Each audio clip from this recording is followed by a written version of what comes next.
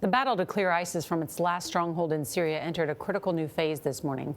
For more than 2 months, Charlie D'Agata has been reporting from the front lines in eastern Syria.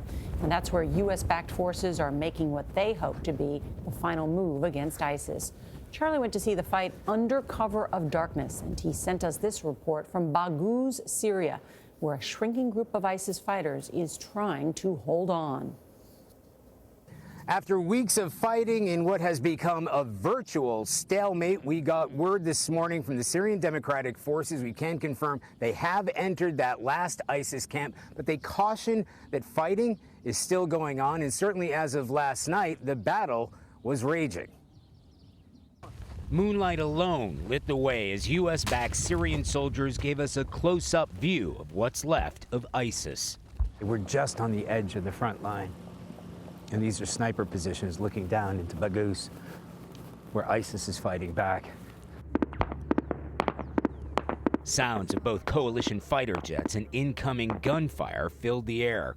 We've been told to stay low because just on the other side of that ridge is an ISIS position. And as soon as we got here, we heard bullets whizzing overhead. For weeks, American and coalition airstrikes had pummeled a tiny slice of land not more than a few hundred yards wide. It's hard to imagine how anybody can survive. Yet by day they emerged to battle America's allies on the ground here, soldiers of the Syrian Democratic Forces. Some look like teenagers. Agri Kabani told us they were taking aim at a group of ISIS fighters trying to hide behind trees.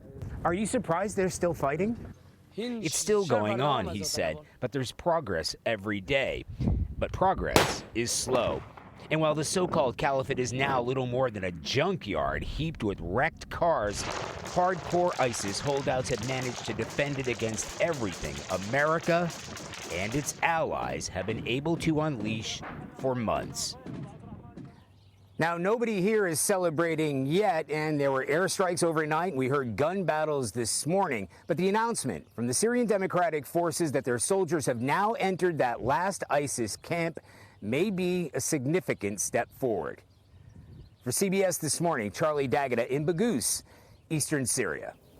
We all hope that's true. Thank you, Charlie.